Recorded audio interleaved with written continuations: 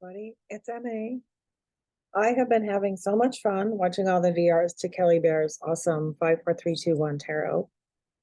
And I was not going to do a VR, but I find that what's happening is every time I watch someone's video, I'm playing along by myself in my head. So I'm just doing this to get it out of my system. And I have commented on some people's and not on others because I have a playlist rolling. So I hope I watched your video. If not, I'm still going through them. And I've just like gotten so much great advice and interesting perspectives. It's really been great. So I'm going to dive right in. So the 5 decks I decided to pull out are 5 decks that I bought too soon, but that I still own. So they weren't exactly a mistake. They never made the culling list, but at the time that I brought them in, which was probably at the beginning of COVID, they were over my head and I just didn't get it and I had to put it aside. Okay, let's jump into that. The first one of these is the Wild Unknown Tarot.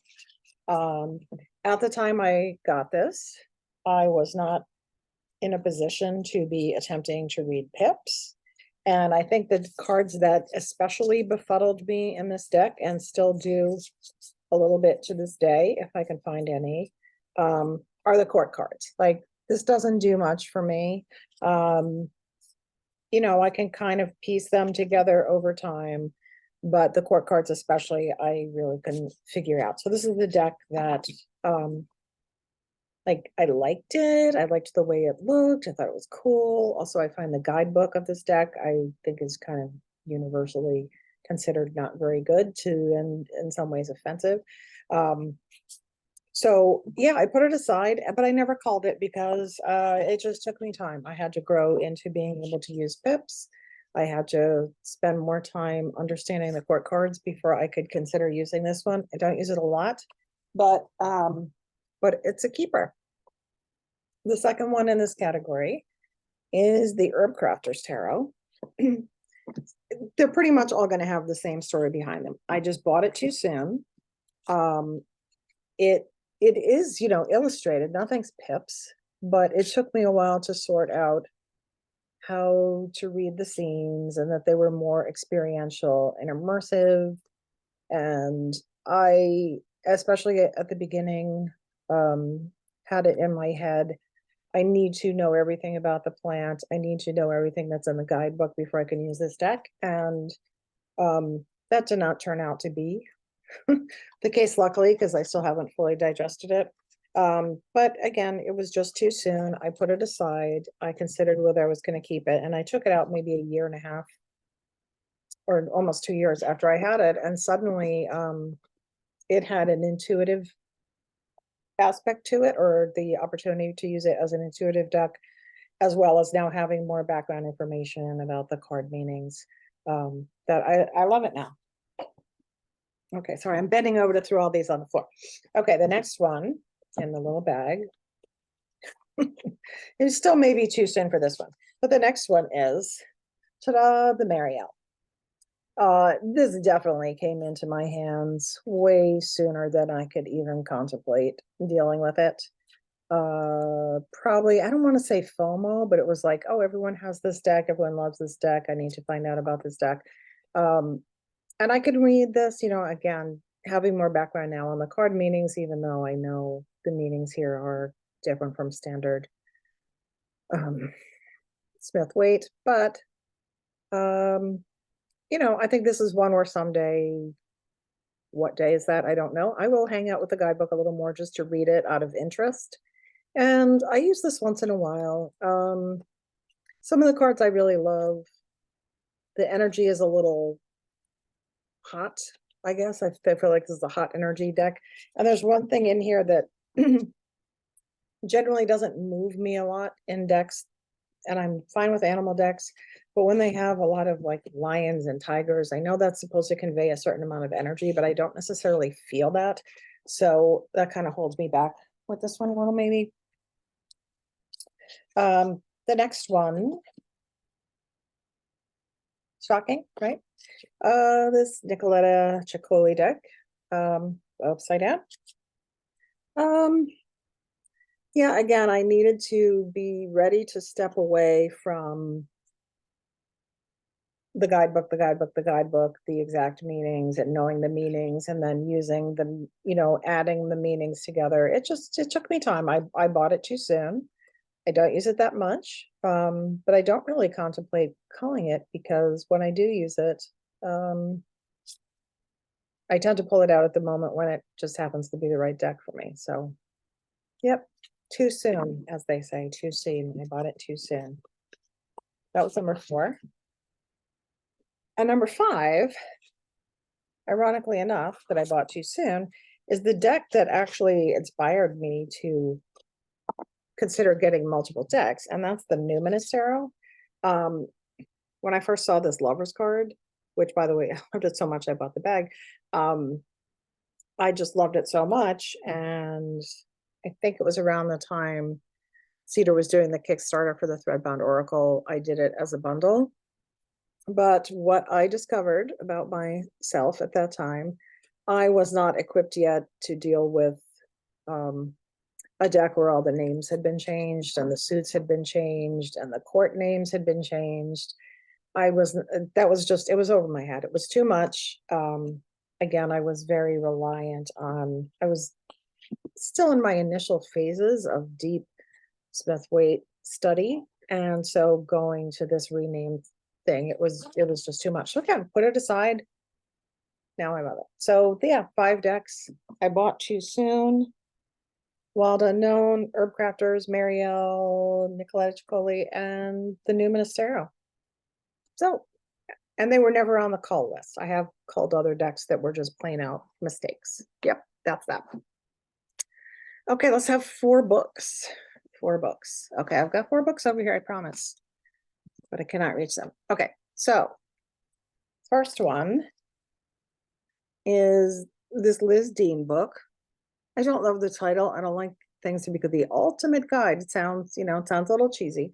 However, what I really appreciate about this book, and it was one of the first kind of non-guidebook tarot books I brought in, is the format is just so clear. Like for any card, well, this is a major, so sorry, I lied already.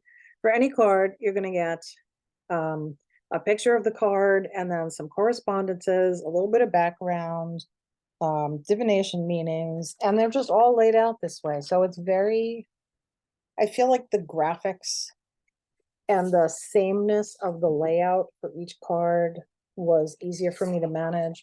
For the majors, they are longer, and they usually have a spread, like a second page where there's a special spread for each card.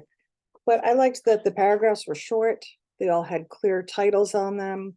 And it was just really easy to navigate. And especially when I was just using a Smith-Waite book that only had come with the Arthur Waite Guide to Tarot. Sorry, no, that was a hard pass. That did me more harm than good. So this was a good place to substitute for that for me. I pulled out kind of a weird assortment, not weird assortment, but I tried to pick things that I haven't seen people showing as much. So I picked out one that's a guidebook, but I think it's more than a guidebook. So I keep it, so I put it on the list.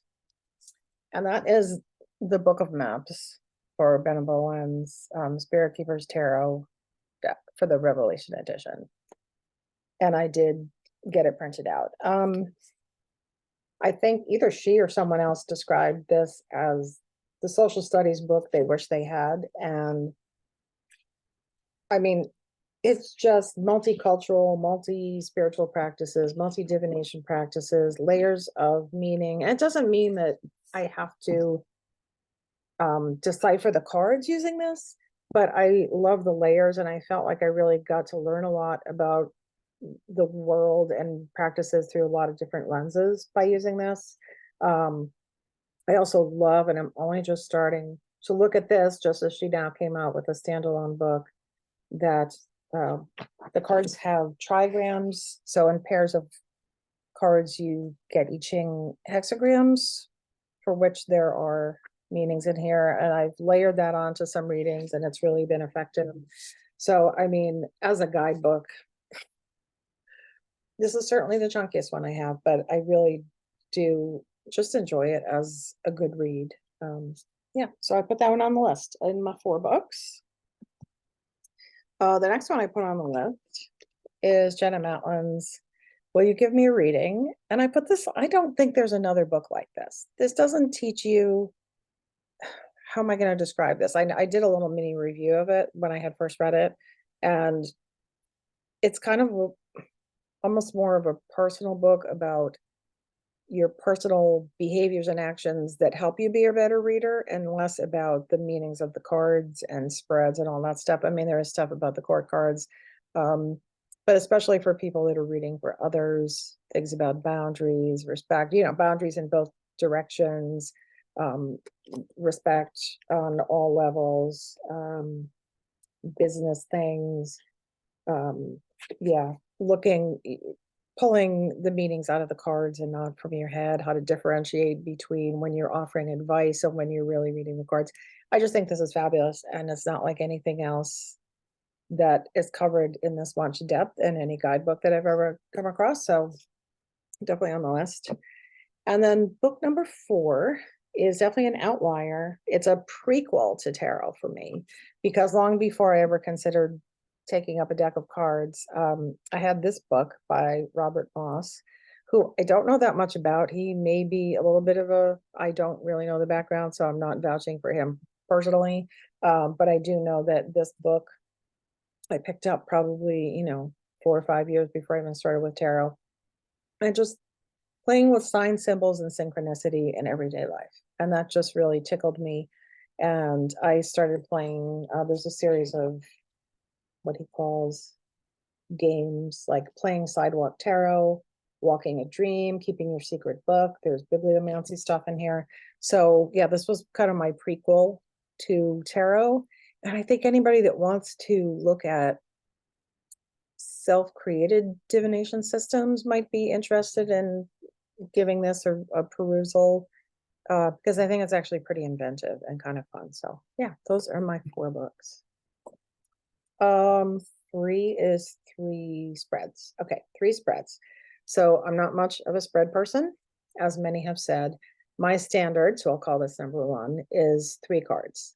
And that's usually either 3 tarot cards and then I'll add an oracle, or sometimes I'll put an oracle in the center and put 1 tarot card on either side of it, and link the reading together that way. And I may, add extra cards for that, but they're not positional readings. It's just open reading, and that's my most standard daily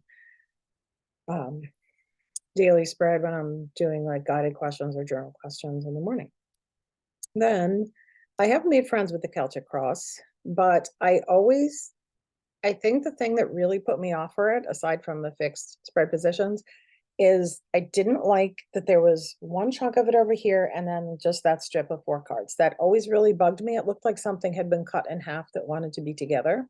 So now I do my, the directional cards here, and that I call it now a Celtic wheel. So I put the 4 cards that would be to the side, kind of in between on the diagonal. If I had done top down, I could have showed you, but I put them on the diagonal in between the other kind of cross shape. And that way I can also kind of rotate the center card to get, so it takes me 1, 2, 3, brings me like 4 3-card readings, or I can straighten them all out in the same direction. And then I end up with like that little 9-card spread. So that's how I fool around with that. I do usually like to do 2 cross cards in the center position as like what's at odds with each other, or where's the tension, and then that's what I build the spread around. I don't use that often unless I really have something I really need to dive really deeply into. So that's number 2. And number 3 is a spread that I wrote in my little bookie here, that I found on Pip Cards Tarot on Instagram, and I think they enhanced someone else's 3-card spread. So it is a 5-card spread that I use for writing. It's geared toward character development, but I think it works in other contexts. So I don't know if you can see this, but it says, what does the character or the situation want? What do they fear? and what will they do to get it. And then you build a mantra that the person is, kind of repeating in their head as their motivation. And then they take an action that breaks their, I think that's what they say. Yeah. And how they're going to break their mantra.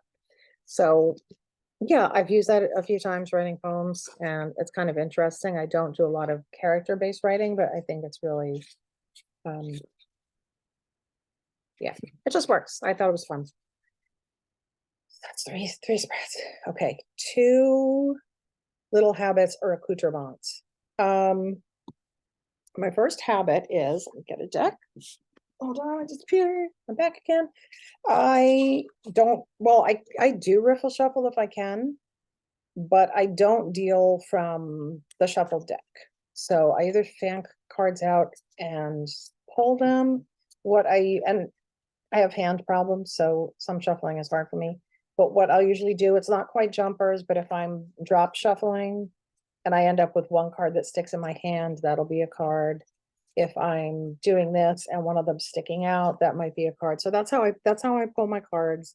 I don't ever deal them in order that they are in the deck. I don't know what it is. I can't make myself do that. It may go back to like playing cards around the kitchen table, and I'm trying to differentiate tarot from that experience. As a matter of fact, 100%. I just figured out that's what it is. That's why I can't make myself do it. So I just randomly pull the cards out. And then my second habit, I guess if we call it, is quasi wacky tracking. And I'll be specific about that. Add a fountain pens go with it, of course. I track in my Hobonichi weeks. I have a list of all my decks, tarot and oracle, and every time I use it, it gets a little dot. And when I've used it 5 times, the square gets filled in. So this is kind of my accountability system where I can see which decks I'm using and which decks have 1 dot. And that's something, that I can examine later and figure out what's going on there. Is one that, there's one I haven't used, and I realize it's one that now I'm afraid to touch, because it's gone out of print and I don't want to ruin it. So I have to examine how I want to handle that. And then I think I have some others that I just tend not to use because they're not working for me. So I have to examine that too. And part of my day is I do a single card pull where all I do at the beginning of the day is write down the name of the card, and I track the card in this very messy system. I did add the months across here. So I'm just tracking the patterns of where there's clusters of cards coming up. Like at the beginning of the year, I was getting this cluster around the 7, 8 of Pentacles. And then later I think, I'm looking at this backwards, sorry, like around like this, the court cards and the swords, I was getting a cluster at a certain time. So I can look and see what was happening. And I just love data, so I cannot help myself. But that's my other little tarot tick, I guess we'll call it, or trick. Yeah. So number 1, piece of advice. Now, when I thought about this question, I thought about advice that had been given to me. So that's kind of the context. And I'm not going to remember because I'm pretty sure this was given orally on multiple occasions. And I really like it. And I try to, that's one of the reasons I track my card of the day and then don't visit it until later. And that advice is to don't be afraid to take tarot literally. And what that's helping with is, over time, because tarot takes time and is lifelong learning, we can build up our own associations to go along with everything that everyone else has provided and that we've taken in. So I just have a couple of examples of correlations. One of them being, 2 of Cups. Now I know we think of 2 of Cups and there may be, love and relationships and stuff going on. I pulled this on a day where I went downstairs and found that my ceiling, my first floor ceiling was leaking into my basement, into into a bucket I had put out because I suspected there was a drip. So that's a literal thing that has nothing to do with the standard meaning of the Two of Cups, but I feel like, there it was in the card. Literally the basement dripping into the bucket. So that's one. There was a day, I think the pull was about something, how can I get more energy? And I got the Chariot. Um, and the thing I got from this is go eat some protein. Go eat some salmon, go eat some nuts, It's that this was just telling me to go eat some protein. It wasn't really talking about the traditional Chariot meetings. And then I did have another instance where I had pulled the Tower card, and it was the day that my mother had a fall. It wasn't she didn't get badly injured, but the fall precipitated a lot of changes that needed to be made but had been resisted. So that's, tarot showing up in real life. And those are the things that I'm really trying to record when those correlations happen for me and keep track of them. And it's almost kind of building my own additional guidebook. Yeah. So that's 5, 4, 3, 2, 1. If I could think of anybody that hasn't responded yet, I will tag you in the comments. But otherwise, thanks for watching if you did, and I'm gonna go watch some more VRs. Bye.